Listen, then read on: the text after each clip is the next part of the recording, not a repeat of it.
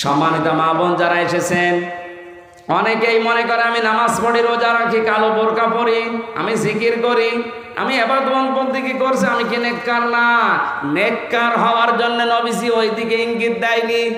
আল্লাহর নবী বলেন নেককার নারী দুনিয়ায় ওইটা যার ভেতরে 4টা গুণ পাওয়া যায়। 1 নম্বরে স্বামী যখন বাইরে থেকে বাড়িতে আসে, দুনিয়ার সব কাজ বাদ দিয়ে যারা স্বামীকে খুশি করার জন্য চেষ্টা চালায়, এরকম মহিলা এখন ঘরে ঘরে। এই মহিলা নেই, এই জন্য অনেকেই পরকীয়া প্রেম করে। আপনি তো ঠিক বলবেন, কারণ এলাকায় এসব চলছে।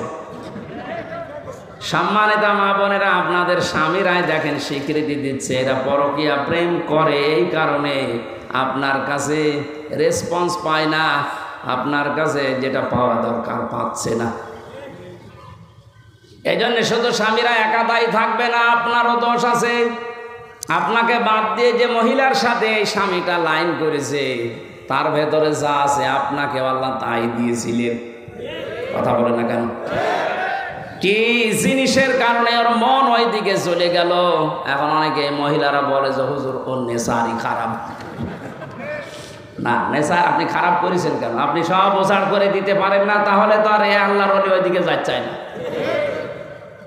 সুতরাং আপনি নেককার হওয়ার জন্য স্বামীটা এটা আকাশের চাঁদ মনে করেন, এ বাড়িতে যখনই আসবে মনে করবেন এটা পৃথিবীর শ্রেষ্ঠ মেহমান।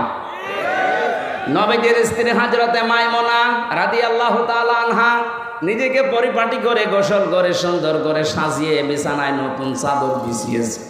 আশপাশের মেয়েরা এসে ডাক দিয়ে বলে, মাইমুনা কে আসবে এমন এত সুন্দর করে সাজিয়েছে ঘর? হযরতে মাইমুনা বলে, পৃথিবীর শ্রেষ্ঠ মেহমান আমার স্বামী আসবে। মহিলারা হেসে ফেলেছে, ডাক দিয়ে বলে, স্বামী আবার মেহমান হলো? হযরতে মাইমুনা বলে, মেহমান না মানে তাম পৃথিবীর শ্রেষ্ঠ মেহমান আমার কাছে আমার স্বামী। আর আপনার বউ যদি সাজগোজ করে বিছানায় নতুন চাদর বিছায়, যদি আপনি বলেন কি গো আজকে এত আনন্দ, জানো না লোক আসবে, তার মানে আপনি ওর কাছে লোকই না। আপনি কি?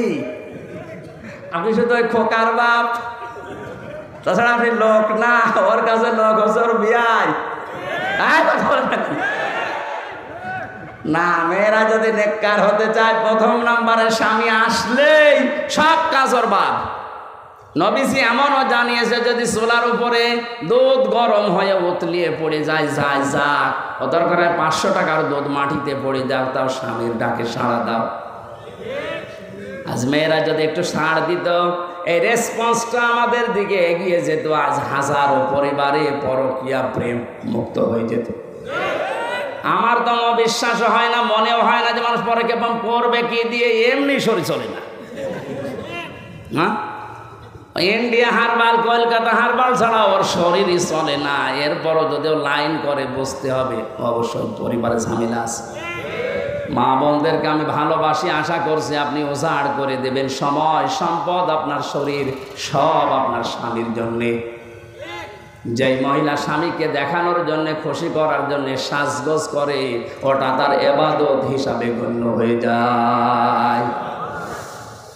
স্বামীর কাছে আসার 10টা নিয়ম আছে। কোন মহিলা যদি স্বামীর কাছে আসতে চায়, প্রথমে যতটুকু পরিষ্কার পরিচ্ছন্ন হওয়া দরকার তার পোশাক, তার শরীর, সে যেন পরে আসে। 2 নম্বরে যদি সমর্থ থাক, সে যেন পারফিউম ব্যবহার করে, আতর, সেন্ট। আবার এগুলো ব্যবহারও করে বাজারে যাওয়ার সময়। যদি মার্কেটে নিয়ে যান, তখন দেখবেন সাজের বাহার কি। সম্মানিত মা বোন যারা চুল খুলে বাজারে যান, বিভিন্ন অনুষ্ঠানে যান, যেই কয়টা চুল পর পুরুষে দেখবে, ওই কয়টা সাপ কিয়ামতে কামড় দেবে। আর বাড়িতে থাকাকালীন যেই কয়টা চুল আপনার স্বামীর সামনে বের হয়ে থাকবে, অতগুলো সওয়াব আল্লাহ লিখে দেবে। যেন বাড়িতে থাকাকালীন চুলে শ্যাম্পু করেন, সাবান লাগান, যা ভালো লাগে তাই দিয়ে চুল ফুলিয়ে থাকবেন, যেন দেখে ওর অন্য দিক থেকে মুখ ফিরিয়ে আসে। নবীজি বলেন, 2 নম্বরে স্বামী যখন আসবে, তাকে খুশি করার জন্য, হাসি দেওয়ার জন্য যা করা লাগে ও করবে। কোনো স্বামী যদি পছন্দ করে যে আমার বউ ব্লাউজ গায়ে দেবে, হাতা কাটা, ও যেন তাই দেয়। আমি তো এটা বানিয়ে বললাম নাকি? 3 নম্বরে স্বামী যেটা পছন্দ করে ওটা যদি জায়েজ হয়, আপনার জীবন থাকতে ওটা আপনি মেনে নেবেন। কথা বলছেন? স্বামী পছন্দ করছে বিয়ের পরে যেন মা বাবা আমাদের সাথে থাকে, কিন্তু অনেক বউ এটা পছন্দ করে না, মানেও না।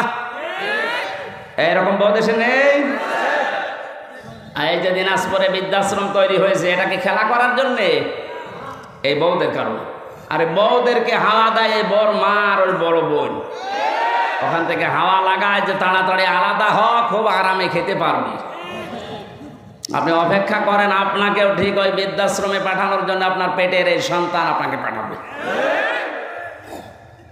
4 নম্বরে নেককারের সংজ্ঞায় পেয়েছি ওই স্বামী ওই স্ত্রী নেককার, যে স্বামী বাইরে গেলে তার সন্তান আর সম্পদ সে হেফাজতে রাখে। আল্লাহ রাব্বুল আলামিন মেয়েদেরকে এই 4টা গুণ অর্জন করার তৌফিক দিন। এটা প্রত্যেকটা জান্নাতের 8টা দরজা খুলে যাওয়ার গুণ। আজ হাজারো মহিলার ভেতরে গুণগুলো নেই, শুধু নামাজ পড়া রোজা রাখা আর কালো বোরকা পরায় মনে করে এটাই আমি নেককার হয়ে গেছি। না, যারা এই মাল সম্পদ দুনিয়াতে জমা করবে আর সংরক্ষণ করে রাখার চেষ্টা চালাবে, মালের ব্যাখ্যা হাদিসে তাফসিরে 5টা। 1 নম্বর তো নেককার নারী, 2 নম্বরে অস্ত্র শস্ত্র, 3 নম্বরে প্রভাব প্রতিপত্তি, 4 নম্বরে ক্ষমতার চেয়ার, 5 নম্বরে টাকা পয়সা। এগুলো যারা বারবার জমা করে আর মনে করে এগুলো আমার কাছে স্থায়ীভাবে থাকবে, এগুলো সংরক্ষণ করার জন্য চেষ্টা চালায়, আখেরাতের যে বিশাল জীবন ভুলে যায়, এদেরকে লাজায় আল্লাহ প্রবেশ করাবে। বলেন নাউজুবিল্লাহ। জেলখানাতে যাবার পরে আমি বেশি দেখেছিলাম পারিবারিক কলহর কারণে অধিকাংশ মানুষ জেল খাটতেছে। এখন যে গাজীপুরের কাশিমপুরে যে এখন ফাঁসি দেয়, আগে তো শাহজাহান জল্লাদ ছিল, 40 বছর পরে বের হয়েছে। এরপরে যে এখন দায়িত্বে আছে ইলিয়াস, এর বাড়ি চট্টগ্রামে। এই লোকটাকে আমি একদিন জিজ্ঞাসা করলাম, আপনি কত বছর আছেন? বলছে আমার ফাঁসি দিয়েছে, আমার যাবজ্জীবন এখন 30 বছর জেল, 22 বছর আমার জেলে থাকা লাগবে। অথচ আমি 17 বছর সৌদি আরবে থেকে বাড়িতে এসেছি, বিয়ে করার পরে বউর সাথে আর মার সাথে মিল নেই। এই সামান্য জিনিস নিয়ে বউ মেনেই নিতে পারে না কিছু মা বাবাকে দিলে। শেষ পর্যন্ত এই কথা কাটাকাটি হতেছে, বউকে আমি মেরে ফেলছি। এই মেরে ফেলার কারণে আজ 13 বছর আছি, এখনো পর্যন্ত আমার 7 বছর না 9 বছর থাকা লাগবে, তারপরে যদি আমার মাফ হয়। এখন প্রত্যেকটা ফাঁসি দিলে 4 মাস করে মাফ করে দেয় সরকার, এই জন্য এখন ফাঁসি দিয়ে আরম্ভ করেছে। এই যে শাহজাহান জল্লাদ 57টা না কয়টা ফাঁসি দিয়েছিল, এই জন্য প্রতি ফাঁসিতে 4 মাস করে মাফ হয়ে গেছে। ওরা 167 বছর জেল ছিল। ও সারা জীবনও যদি জেল কাটে তাহলে তো শেষ হওয়ার কথা না। শেষ পর্যন্ত রাষ্ট্রপতি ওরে মাফ করে দিয়ে 30-32 বছর পরে বের করে দিয়েছে, এখন চার দোকান চালায়। এই যে পারিবারিক জীবনে বলেন, এই ইলিয়াস এই লোকটা 17 বছর বিদেশ খাটার পর বাইরের দেশ থেকে দেশে আসার পরে বিয়ে করে আবার এখন 13 বছর জেলে। তোর জীবনের কিছু আছে কি? ছোট্ট একটা বিষয়, এই স্ত্রীর সাথে মায়ের সাথে মিল নেই। পারিবারিক জীবনের এই সমস্যাটা, এই জন্য আমি জেল থেকে বের হয়ে 2টা বই করেছিলাম, যে পারিবারিক জীবনে দাম্পত্য যে কলহ এবং এর সমাধান 19টা। কয়টা? এই যে মানুষ পরকীয়া প্রেম করে, বউ শাশুড়ির মিল নেই, এগুলো কোরআন আর হাদিসের নোট করে করে লিখেছি। আপনার মেয়েদেরকে নিয়ে যেয়ে দেবেন। এই স্টেজে আছে মনে হয়, স্টেজের পেছনে আছে সাদা গাড়িতে, যে মেয়েকে বউকে মাকে যে মেয়ে বিয়ে দেবেন সামনে, ওই মেয়েকে দেন যে এটা পড়ো, এটা শেষ করো পড়া। মেয়েরা যারা এসেছেন ওইটা নিয়ে আপনার স্বামীকে, আপনার বড় ভাইকে, আপনি ভালোবাসেন যাদেরকে, এরকম মানুষকে বলেন পড়ো এটা। পরকীয়া প্রেম এবং পারিবারিক জীবনের সমস্যা দূর হবে আমার বিশ্বাস, ইনশাআল্লাহ।